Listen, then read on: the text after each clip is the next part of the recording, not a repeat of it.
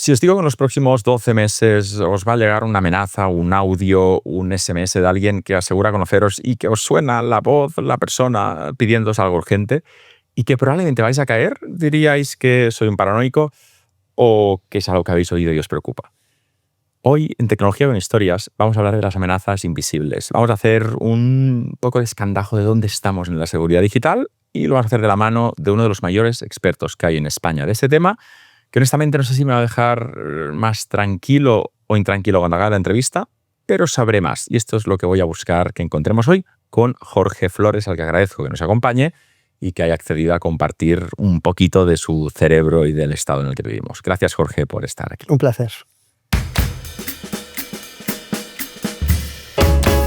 Jorge, me gustaría empezar con una imagen que a mí al menos me marcó mi infancia, adolescencia, que son las dos pastillas de Matrix, la pastilla roja, la pastilla azul, que se habla mucho de ellas en el mundo hacker. Si yo te ofrezco las dos pastillas, ¿qué ves y cuál eliges? Bueno, no es fácil la elección, ¿eh? Si nos vamos a esa pastilla que nos llevaría a ese mundo imaginario, ¿no? En el que pensamos que podemos estar en ese imaginario colectivo de gente muy cualificada tramando tretas para hacernos la vida imposible, ¿no? Pues bueno, pues la verdad es que es muy desafiante ese escenario, ¿no? Y luego podemos vivir también en este mundo en el que nos hemos acomodado, donde pensamos a veces, digo, en general, las personas que no están muy acostumbradas a este tipo de temáticas, pues bueno, que más que nada no tienen nada que hacernos, vivimos más o menos tranquilos y salvo que tengamos mala suerte, pues podemos, bueno, seguir con nuestra vida tal cual. Hay una pastilla, si quieres, que sería la del mundo cotidiano. Una tercera pastilla, que es la que nos tomamos cada mañana, que al final es el grupo de WhatsApp familiar. Una pyme que tiene un sistema de CRM, un software y demás. La sensación es que no estamos eligiendo. La sensación es que la normalidad es este mundo del cibercrimen, de las amenazas, no es para mí, no me afecta. Afecta a los hipermillonarios, afecta a las grandes empresas. A mí no me va a pasar nada. Esta pastilla, yo siempre digo que es la más peligrosa de las tres, porque es la de pensar que eres inmune a algo que cada vez lo somos menos, porque cada vez se acerca más a lo cotidiano las amenazas, ¿no? Sí, es así, porque lo estamos viendo, cada vez lo tenemos más cerca, conocemos casos antes que eran anecdóticos, ahora lo tenemos en la cotidianidad. Esto significa que también nosotros podemos tener algo que sea del interés, bien seamos una familia, una pyme, un particular, podemos tener algo que sea del interés de esas personas que pueden llegar a nosotros a través de la red, ¿eh? Yo creo que es el gran cambio que tenemos que realizar, ¿no? Es como aquellas personas también que dicen que, bueno, yo publico todo en la red porque no tengo nada que ocultar, sobre todo las personas adolescentes. Digo, bueno, pero no vas a tener el mismo riesgo si algo pudiera ocurrirte, ¿no? No vas a estar en el mismo objetivo que las personas que se protegen un poquito más, ¿no? Hace poco me di cuenta de que mi contraseña que uso, que para mí es de la familia, la conoce pues mi mujer Ana y mis hijos. Pues el otro día me di cuenta que la conocía mi familia y 12 amigos de mis hijos, porque habían venido a casa y mi hijo le había dicho, abre el ordenador ese, pon esta contraseña. Entonces, claro, al final es como que el enemigo está en casa. Pienso, ¡qué horror! Por suerte, tengo una contraseña diferente para cada cosa, pero la del ordenador es de las más importantes, porque al final el ordenador desbloquea acceso a muchos otros recursos.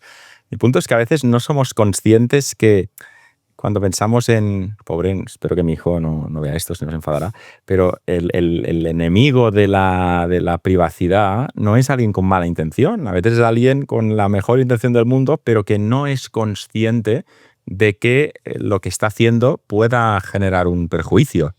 Es así, yo creo que hay dos ideas, desde mi punto de vista, muy potentes que no se han potenciado lo suficiente, ¿no?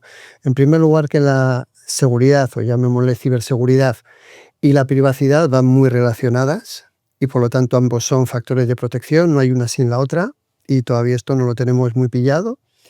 Y luego que en esto estamos de alguna manera correlacionados, somos corresponsables, ¿no? Si yo me relaciono con un bandarra, vamos a decir, ¿no? Alguien que no tiene cuidado, que es tal, pues al final de alguna forma también me está poniendo en riesgo yo, ¿no? A mí, quiero decir. Entonces, esta cuestión, tú has comentado un caso familiar, ¿no? Tu hijo, bueno, en el momento que tú se lo diste, pues igual no lo pensaste bien o no le advertiste lo suficiente, ¿no? Y tu hijo, pues bueno, cometió esa imprudencia porque es joven. inexperto, no porque sea Claro. descuidado, ¿no? Pues bueno, a veces ese con qué nos relacionamos no nos damos cuenta que nos puede comprometer. Y en esto debemos exigir un ejercicio de corresponsabilidad, ¿no? Tanto en la privacidad como en la ciberseguridad. Yo asumo la bala porque mi hijo es pequeño y porque se lo di asumiendo, no que no lo compartiría, sino que ese pedacito de información no era relevante por la seguridad. Para cerrar esta introducción de la idea de las pastillas de Matrix, que por cierto, también nos ve gente joven, las dos pastillas, una es que eliges no el olvidar todo lo malo y despertarte como si no hubiera pasado y vivir en un mundo o el tener el conocimiento absoluto y el saber que hay muchos peligros allá afuera. Si con toda la información que tienes, toda la inteligencia, digamos, del mundo del cibercrimen, la delincuencia, los hackers que tienes, realmente, si pudieras elegir el que desapareciera todo y te despertaras pues, trabajando ahí en el campo tranquilamente o el conocerlo y atacarlo, en este momento y en todo lo que pasa con la IA, elegirías la de... Uf, complicado, ¿eh? Hombre, yo creo que elegiría más vivir en ese mundo, vamos a pensar, real, ¿no? Que vivir adormecido, aunque sepamos que nos toca y que es un reto y que tenemos que adecuarnos y esforzarnos porque no es fácil vivir ahí, ¿no? Desde el punto de vista técnico, pero también desde el punto de vista psicológico, vamos a decir. Te agradezco que me hayas elegido la pastilla roja, pues si no la entrevista se acababa. Pero ya que te has tomado la pastilla roja, ahora sí, entramos de lleno, si quieres, al mundo del ciberdelito. Y me gustaría arrancar con algunos datos, que me des números que hagan que todos nos tomemos la pastilla roja, que todos tomemos conciencia de la realidad. Yo tengo algunos, te puedo lanzar los que hemos encontrado, pero seguramente tienes correcciones u otros que no somos conscientes. Hemos encontrado que en España el 96.3% de la población de 16 a 74 usaba Internet, el 92% lo usa a diario, el 74% usa la banca por Internet, el 60% compra online, hasta aquí no hay sorpresas. De hecho, yo quiero saber quién es el 40% que nunca compra online en esta franja de edad, pero cuando el CIS preguntó hace unos meses por estafas unidas de estafa en Internet, el 53% respondió que sí, que en algún momento había vivido un intento de estafa. A mí esto me hizo parar, es decir, la mitad. Porque a mí me ha pasado esto y pensaba, soy la excepción, no, soy la norma. Yo creo que sí. A mí me ha pasado en 3 ocasiones. Me han llegado 2 SMS diferentes, uno de una entidad bancaria diciendo que se va a consumar una transferencia en la próxima hora si no intervengo. Afortunadamente, bueno, ya tenía un poquito precavido y no era una entidad con la que yo trabajara, ¿de acuerdo? Y que si le estafan a ti, apaga y vámonos. Bueno, ya no hostia esperanza, porque eres, Pero espera, que te cuento. Ay. Otra me llegó la típica del hijo que se le ha estropeado el móvil y tal y cual. Una también que llega mucha gente y en otra que te voy a confesar que caí.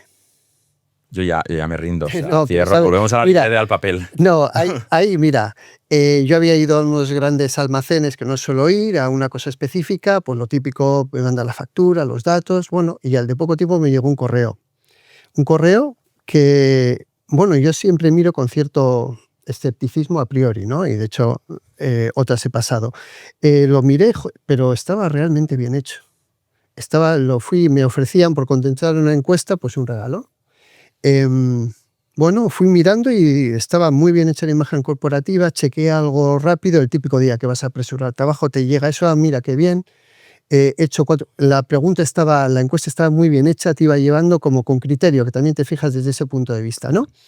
¿Dónde estaba la trampa? Dije yo, mientras no me meta nada, aquí no hay. ¿Dónde estaba la trampa? Los gastos de envío. Te enviaban el obsequio gratis, pero tenías que pagar 3 euros por los gastos de envío.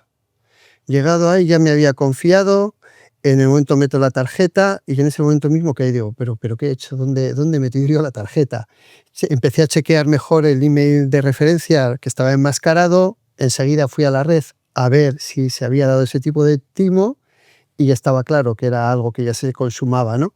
Bueno, automáticamente paré la tarjeta, pero me tira pata. No me pasó nada, pero me tira pata. En un momento tonto, como a veces se dan este tipo de estafas o timos. Para compartir, y me encanta que este espacio, que este podcast sea también de divulgación, pues para compartir trucos y tips. Muchas veces, si nos pasa esto, hay gente que dice, bueno, he perdido 3 euros, ya está, ¿no? La estafa viene después. Al dar la tarjeta, primero nos quitan los 3 euros, porque eso sí, es el beneficio del estafador, pero después el número de tarjeta lo venden. Y ahí es cuando nos pueden empezar a llegar cargos mucho más grandes, con lo cual, si nos ha pasado, no nos confiamos diciendo, bueno, ya está, he caído como todos. No, justo cancelemos la tarjeta porque 3 euros nos darán rabia, pero que lo que llaman en inglés el max out, que nos quiten todo hasta el límite, los 2.000 euros de autorización que teníamos, incluso si no los tenemos en la cuenta poniéndonos en negativo, esto ya es otra historia. Pues bueno, pues al final, en el momento en que nos demos cuenta, aunque sea tarde para una estafa, parémoslo y llamemos y cancelemos y demás. Tengo más datos que mi idea era que me tranquilizaras. De momento te confirmo que no estoy más tranquilo. Nuestro país, 464.000 ciberdelitos en el 24. En el 25 sube 5%. Estafas informáticas crecen más de un 500% frente a 2016. Para mí 2016 es ayer. O sea, pensar en hace muchos años, pensar en 2005. Pero 2016 es como ha multiplicado por 5 la cantidad de estafas informáticas que pasan aquí.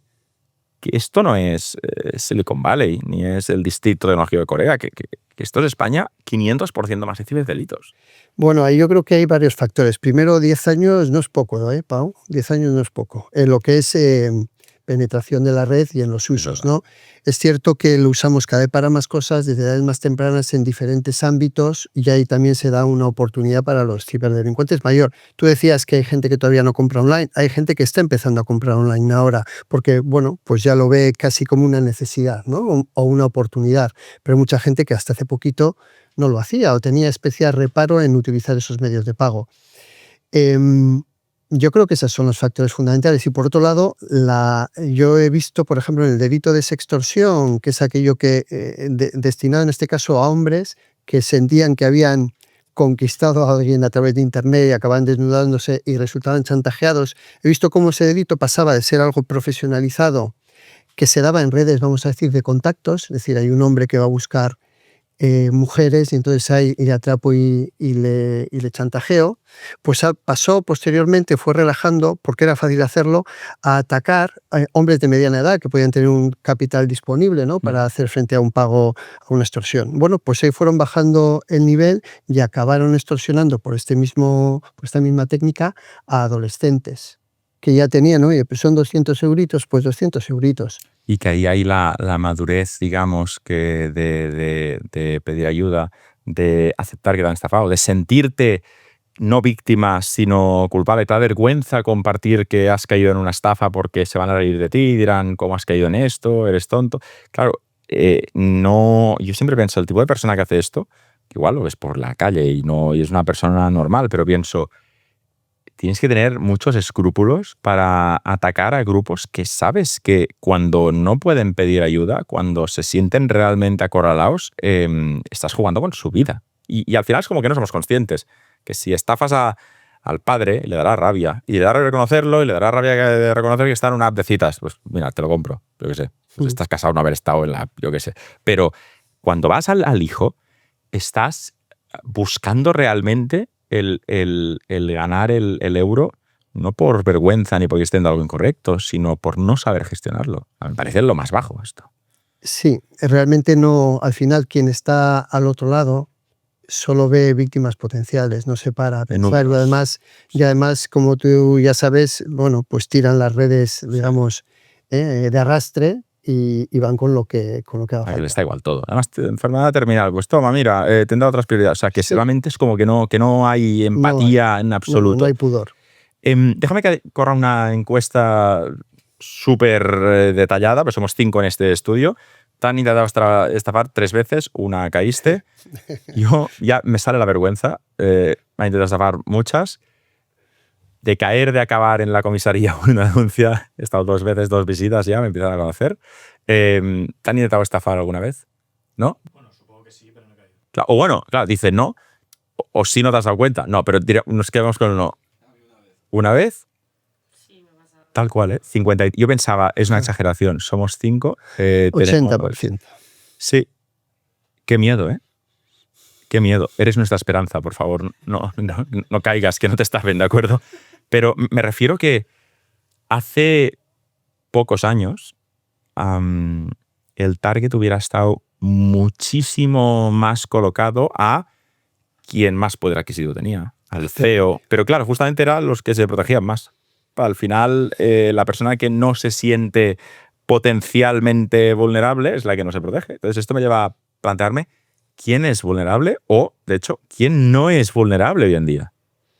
Bueno, como bien dices, antes iba muy seleccionado y sencillamente también ese mercado, ese caladero también se va saturando, ¿no? Por un lado, porque ya han intentado más ciberestafas y se van protegiendo y entonces van bajando el nivel de las víctimas potenciales. También es cierto que cada vez tienen más mecanismos y nosotros estamos más metidos en esa vida híbrida. Por lo tanto, nadie realmente estamos a salvo de que nos intenten robar dinero de alguna manera o hacer algún otro tipo de extorsión. Afortunadamente nosotros pues somos privilegiados en ese sentido, ¿no? Estamos aquí grabando un podcast, tenemos ciertos conocimientos, tenemos, bueno, cierto poder adquisitivo que otras personas quizás no puedan tener, ¿no? Y esas también, por desgracia, aunque en menor medida, también intentan de alguna manera detraer sus recursos, aunque sean menores.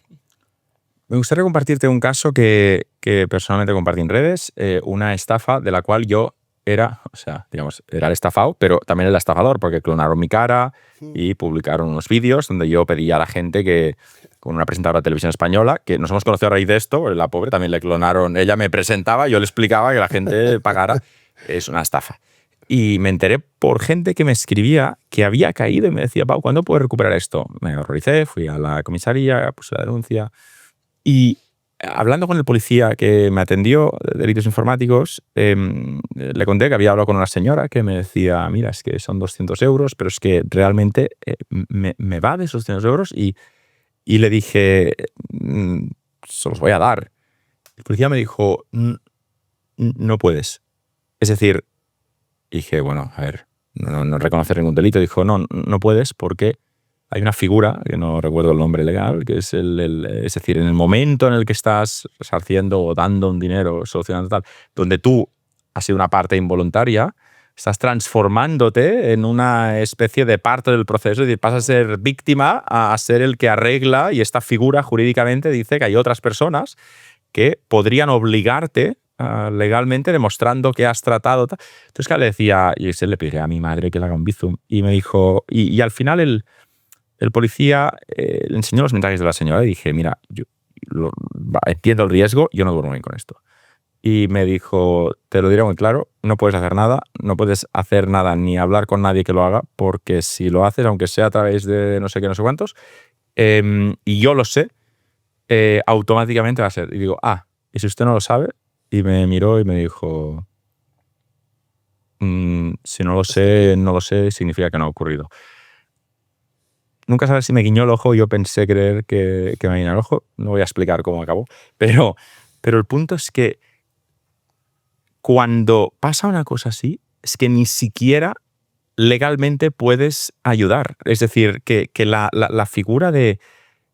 A mí me dijeron, es que la víctima más grande eres tú, a ti te han clonado la cara, o sea, que la estafa más grande, el delito, digamos, más grande que te han hecho a ti, no los 200 euros, porque por el tamaño económico ya buscan que sea un delito pues menor que... Entonces dijo, al final, si esto los detuviéramos, la principal causa para que les caiga un puro de verdad es tú y la presentadora de televisión española. No son los estafados. Y dije, bueno, a mí esto me da igual. Pero no. Entonces, donde voy es, ya no existe la figura de la persona súper famosa que Cristiano Ronaldo te ofrece algo, que te enamoras de Brad Pitt. Hoy es que oímos un audio de nuestra hija y yo pienso, si yo caigo en una estafa de un SMS, de un número que no existe, que me dice, papá, necesito esto, el día que oiga un audio con la voz de mi hijo, es que ya no tengo barreras mentales, ya digo, sí que necesitas, dímelo. O sea, que estamos a meses de que nos empiece a pasar esto. Meses o semanas. Ay, Dios mío. Yo no sé cómo... Bueno, simplemente yo creo que estará pasando ya, lo que pasa no nos ha llegado, ¿no? Pero efectivamente con la IA esto se va, vamos a decir, industrializar, por decirlo de alguna manera, ¿no? Va a ser mucho más fácil hacer engaños a más personas de forma más eficiente y creíble. y nos acabará llegando y luego llegará nuestra capa de protección y de reserva y de escepticismo, ¿no? Pero todavía falta que llegue. Es mejor explicar o no explicar, porque uno de los peligros que yo veo es que se ha puesto muy barato delinquir. Es decir, clonar una voz hace 3 años era un proceso que tenías que ser un hacker y tener ordenadores súper... Hoy, un servicio online que no, esto no es una escuela de delincuencia, no os enseñaremos cuál es, pero es alarmantemente fácil hacerlo.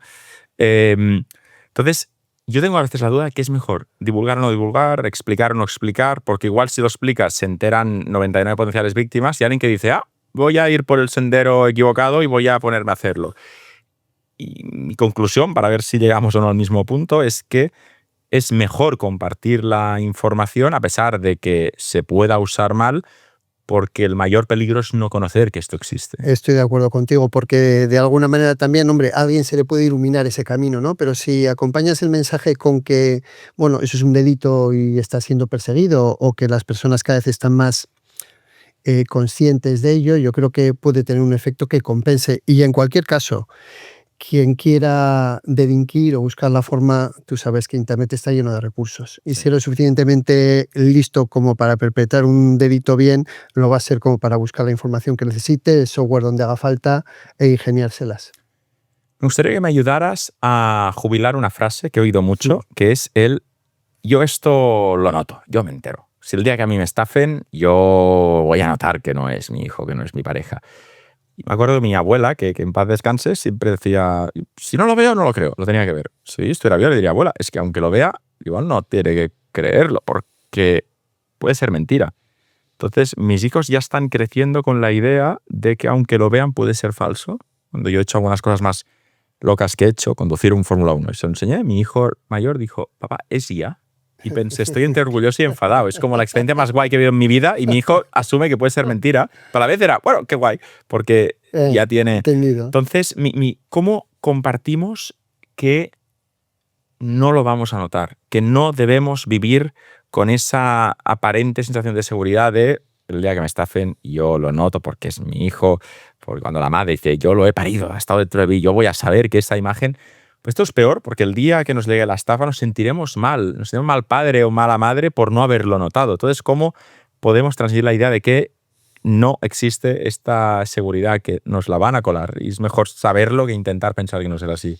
Bueno, yo diría que la frase que podría quizás sustituir a eso sería desconfía por defecto, ¿no? Esta palabra del por defecto informático, ¿no? Qué pena, ¿no? También, y qué triste. Sí, pero qué pena. Sí, pero es que llevamos a eso. Ahora mismo, si tú ves... plataformas sociales, ¿no? Y ves determinadas noticias, y este es un gran riesgo, realmente dices, bueno, ¿será verdad? ¿Será mentira? ¿Será un montaje?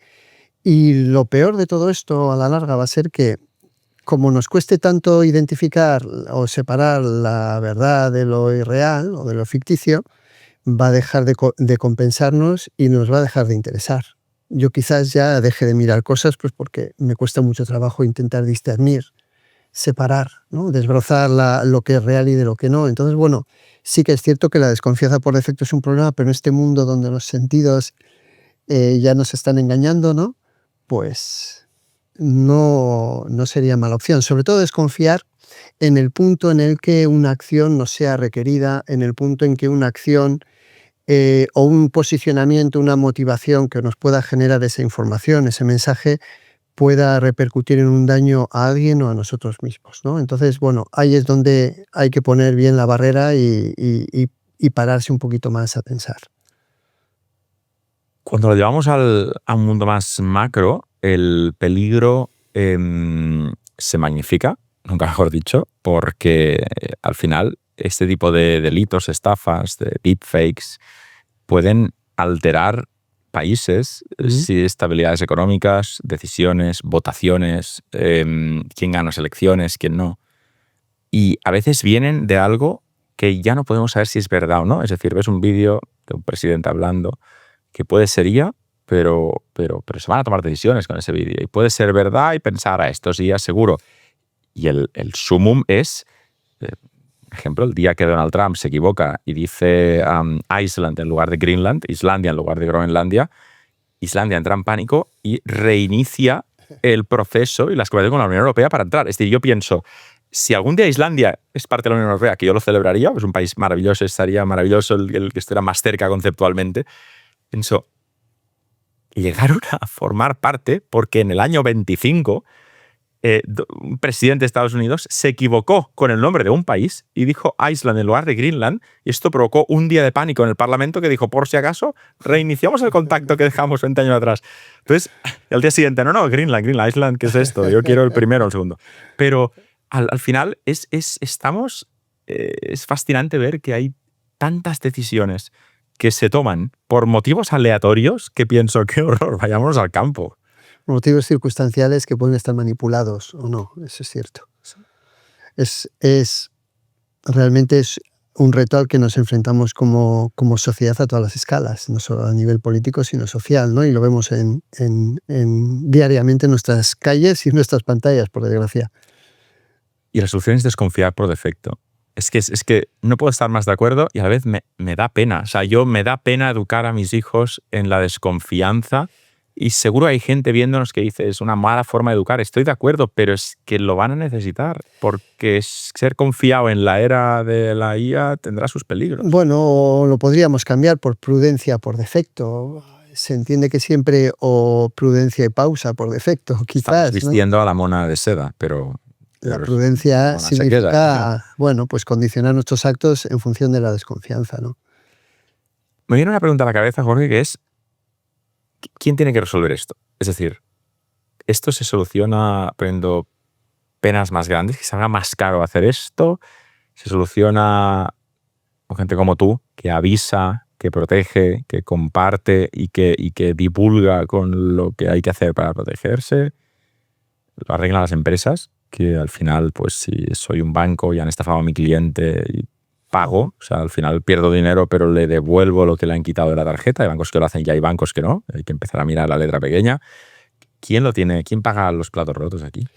Bueno, yo creo que los efectos al final también de alguna manera se reparten, ¿no? Sí que es cierto que el usuario final es quien en un momento determinado, el afectado, ¿no?, puede tener el primer impacto, pero luego también se genera, yo creo, unas segundas capas donde el resto de elementos se ven afectados. Es decir, si yo de repente soy estafado en un comercio online, pues quizás deja de comprar online y esa forma de comercio, ese comercio también puede verse afectado, ¿no? Entonces, yo creo que el reto es tan grande, lo estamos viendo a la velocidad que va y cómo nos afecta en todos los niveles, que no hay solución si no es una responsabilidad compartida, que cada agente pueda hacer lo que está en su mano y también exigir al resto de agentes que haga su parte, ¿no? Yo creo que no hay otra manera de hacer frente a este reto tan grande. Me has dado una solución que me parece evidente, incluso diría fácil, pero que por alguna razón no se ha aplicado al plano económico-político, que sería un consorcio de seguros. Para quien no esté familiarizado con este concepto, lo hemos vivido hace no mucho tiempo. La gente que nos ve de Barcelona recordará hace un par de meses que una ventada enorme, se cancelaron colegios, de hecho, y ventada que no fue poca cosa, árboles, casas, placas solares y demás. Yo me acuerdo bien, hace un año que por una tontería de un cristal vinieron 2 peritos a verlo, 3 reuniones, cuando hubo la ventada se nos destrozó una puerta, la valla, todo, o sea, miles de euros. Y era lo contrario, venían y decían, uy, sí, la valla, uy, ¿esto también es de la ventada? Y yo, sí, le decía algo más y subió la factura creo como a 20.000 euros que ni la vi pasar. Y entonces le pregunté al señor, le digo, perdón, no estoy acostumbrado a el seguro, y dice, no, es que el viento pasó de 120 km/h, esto ya es el consorcio. Es decir, yo descubrí ese día que todas las aseguradoras, cuando había un fenómeno natural que pasaba de unos límites, automáticamente no pagaba directamente tu aseguradora, sino que había un consorcio, que era un seguro de la aseguradora, que al final cubría todo. Y era, en el fondo, el seguro te decía, como no pago yo, lo que esté en el límite, ponlo también, que así no lo pago yo en un mes. Y pensaba, esto no sé si está bien o no, pero bueno, para mí un consorcio de seguros en la ciberseguridad me parecería excelente, porque al final es algo que pagamos todos, pero pagas tu cuota del seguro y hay 10 euros que te van a casos como este. Yo ya firmo que de mi seguro del hogar, que mi seguro haya 10 euros que vayan a esta especie de consorcio que cubra el día que a mi hijo o a mí nos estafen. Bueno, empieza a haber seguros particulares, bien de la banca, bien de hogar, que cubren algunos aspectos determinados, ¿no? Como pues, lo que suele decirse suplantación de identidad, ¿no?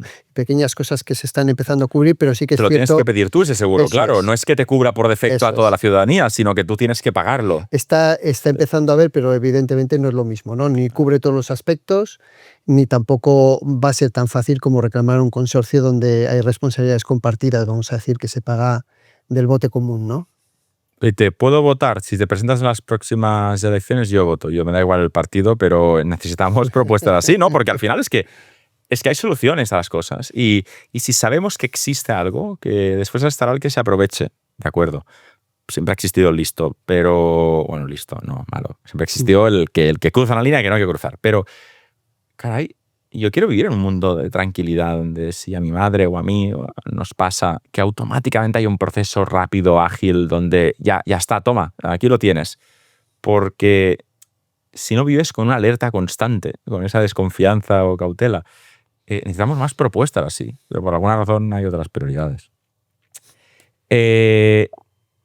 La educación, ¿qué papel tiene aquí? ¿Nos falta educación en cultura de seguridad?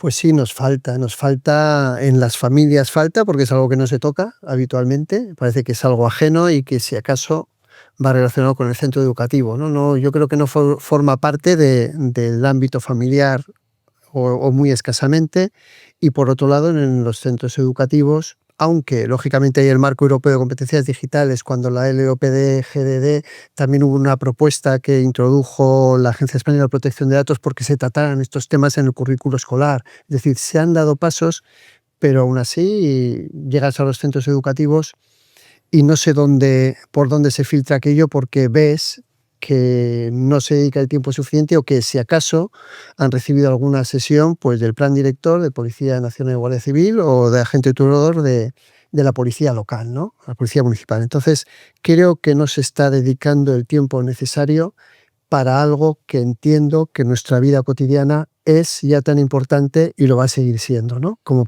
tener esos criterios, esas pautas básicas para manejarse en este contexto. ¿Y cómo educamos a los adultos, a los padres que piensan, mi hijo que aprenda esto, yo ya no estoy para aprender ahora? Al final somos las víctimas de hoy, somos nosotros, y faltan 20 años para que la siguiente generación sea la víctima ideal. Pues ahí tenemos un problema porque a diferencia de niños y adolescentes no tenemos un lugar donde nos recogen muchas horas al día y podemos robar, ¿no? Ese es el problema. Sí que están haciendo ciertas campañas, como sabes, la banca, sí. Las operadoras, bueno, tratando de llevar esos mensajes, ¿no? Que también se ven afectados. Pero no hay un contexto donde podamos llegar a las personas adultas que, por otro lado, siempre están muy ocupadas, esto no es preferente, y también, bueno, pues no tenemos la sensibilidad suficiente como para saber que hay algo que sí que necesitamos tener claro, ¿no? Parece que, por lo que decíamos antes, que eso va con otros, que va con gente que tiene mucho capital o, bueno, que no somos una víctima potencial necesariamente. Hemos hablado de quién tiene que protegernos. Me falta un tema incómodo. Venga. Que es, ¿qué responsabilidad tienen o deberían tener los que... Me van a matar por esto, pero los que se ponen un poco de lado, de perfil? En mi caso, cuando yo vi la estafa, lo que me alarmó, y que es lo que más le dije a la policía, era que estaban usando un vídeo donde me suplantaban, poniendo anuncios en plataformas para que las redes sociales... Entonces dije, ojo, es que esta plataforma se está lucrando. Es decir, cuando yo publico un anuncio, yo pago, y quien más gana es la plataforma. Entonces, se están lucrando de la estafa. Y dijeron, sí, pero como tienen millones de anuncios al día, tampoco les podemos perseguir, porque tienen mucho trabajo. Entonces, el papel de las plataformas que de alguna forma, pues, o no se lucran directamente cuando son anuncios, que ya es flagrante, o simplemente pues, no tienen controles suficientes para parar esta propagación, ¿crees que deberían tener alguna responsabilidad? Que su papel no es moderar contenido, que es lo que defienden, sino más bien el distribuir, y el papel de la moderación debería venir pues, de otros estamentos políticos, sociales, educativos? Bueno, las plataformas en general yo creo que podrían hacer más de lo que vienen haciendo. Venimos, bueno, en Pantallas Amigas llevamos 23 años ya y hemos visto todo el panorama, ¿no? Y hemos visto cómo efectivamente la seguridad no es su principal objetivo, al menos desde el punto de vista de la ciudadanía, ¿no? De perfil. Bueno, sí, un poco, pero tampoco es que no hay mucho dinero en esto. Está empezando a ser, porque tenemos el Reglamento de Servicios Digitales Europeo, que esto sí está empezando a obligar, y por ponerte un caso, ¿no? Respondiendo a tu pregunta, sí creo que tienen la responsabilidad, por lo menos, de dedicar más medios a prevenir y a solventar estos problemas, de forma más proactiva y eficiente. Y ahí hay mucho por hacer todavía. Pero paseaba yo ayer y vi en los cines Capitol un display de la cuenta adolescente de Instagram. Lo he visto en la televisión, lo he visto en Marquesinas, año 2026. Es decir, que anda que no tenemos Instagram hace tiempo, anda que no está identificado que hay un perfil especialmente sensible al que podríamos proteger de diferentes maneras, y en el año 2026 lo hemos inventado. Zasca. O sea, no es prioritario, efectivamente, ¿no? Entonces creo que sí, les tenemos que implicar más. Han pasado de la autorregulación y quizás haya que ir más a la corregulación, ¿no? Y ya una transparencia en esos resultados y una sensibilidad social mayor para exigir resultados.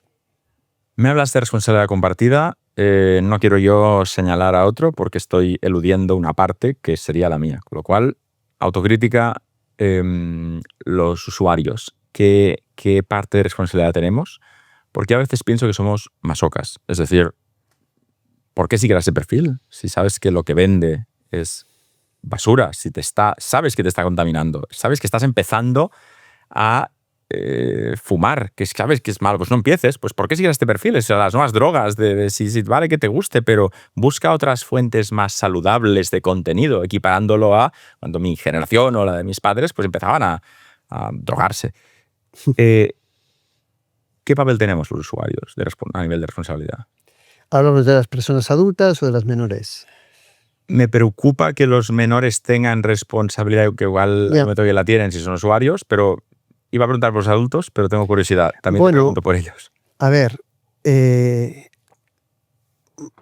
yo creo que tenemos en general la suficiente información y quiero entender la suficiente inteligencia como para corresponsabilizarnos de lo que está, ¿no? Es cierto que hay que pedir legislación, hay que pedir responsabilidad a las empresas, a las instituciones, pero mientras tanto, ¿qué hacemos? ¿Nos abandonamos a que nos lo solucionen? Tendremos que poder hacer algo en este marco, ¿no? Y esto afecta a las personas en particular, es decir, mientras no te protejan, protégete, como haces en otros ámbitos de la vida normal. Y también, respondiendo al ámbito de los menores, ahí tenemos una responsabilidad para acompañarles de forma debida y no entregarles un móvil a los 11, por ejemplo, ¿no? Cuando sabemos qué cosas pueden ocurrir o no, o de esa manera. Yo creo que tenemos que adoptar este rol de autoprotección y, como decía también, de corresponsabilidad, porque en esto estamos de alguna manera todos juntos. Me parece maravilloso. Yo me he enfadado con padres de la clase de mis hijos porque les querían dar móviles y me venía a decir, bueno, la libertad de cada uno. Y yo decía, es que entiendo lo que dices, pero tu libertad de darle móvil a esta edad está poniendo en jaque a otros padres que no lo dan, porque si se crean núcleos de conversación a los que algunos no pueden acceder, estás aislando al que tiene sentido común. Entonces, cuando lo normal es perder ese sentido común, me estoy metiendo en un jardín, porque yo qué sé, igual ven este podcast esos padres, pero os equivocáis y el experto me lo confirma. Bueno, corregid vuestra actitud. Yo ahí diría un llamamiento a que me parece que no compensa, que es irresponsable dar un móvil a una edad tan temprana, sencillamente porque el riesgo-beneficio no se sostiene. Y si nos vamos a la justificación de que no quiero que esté conectado, no quiero poder llamarle, no quiero que... Hay otros dispositivos cada vez más variados, incluso móviles, que permiten un acotado y que te permiten el GPS de localización y un WhatsApp determinado a números concretos. O sea, hay otras opciones a un smartphone, porque además se lo damos y a partir de ahí hacemos lo que podemos. Y luego se arrepienten, ya te lo adelanto. Si nos habrán arrepentido ya a los 4 meses. Pero no es, independientemente de cómo pueda condicionar, como tú bien dices, al resto de la comunidad, ¿no? Que bueno, ahí pueden ser egoístas y tirar para adelante, pero yo ahí sería más precavido mirando hacia sí y en lo que van a tener. Creo que no han acertado.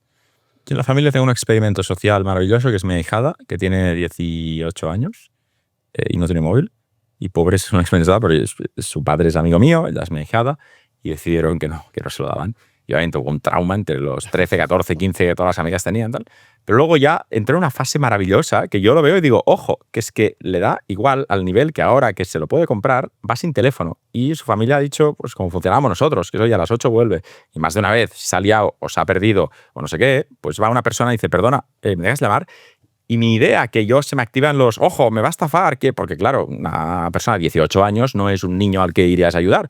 Pero alucinarías la de gente que lo entiende y dice, pero por supuesto, cualquier tienda, la idea de que de pequeña, una persona uniformada, es decir, un policía, tal, o alguien de la calle, muchas veces lo ha usado, oye, perdona, es que no tengo teléfono, puedo llamar, que me voy tarde, lo que sea. El titular fue que un día que le dejaron, porque iba a hacer algo externo a sus actividades diarias y demás, tenía que coger un autobús, salir de la ciudad, el móvil le salió un aviso que era la de localización. Alguien está mirando dónde estás. Y su reacción fue el llorar, el sentirse muy violentada. Me pueden llamar y están mirando, usando esto para saber dónde estoy. Algo que al final la mayoría de niños hoy entienden que si llevan el reloj es para que sus padres sepan dónde esté, y ya nacen con esa idea de privacidad un poco compartida, con lo cual no es privacidad. Sí.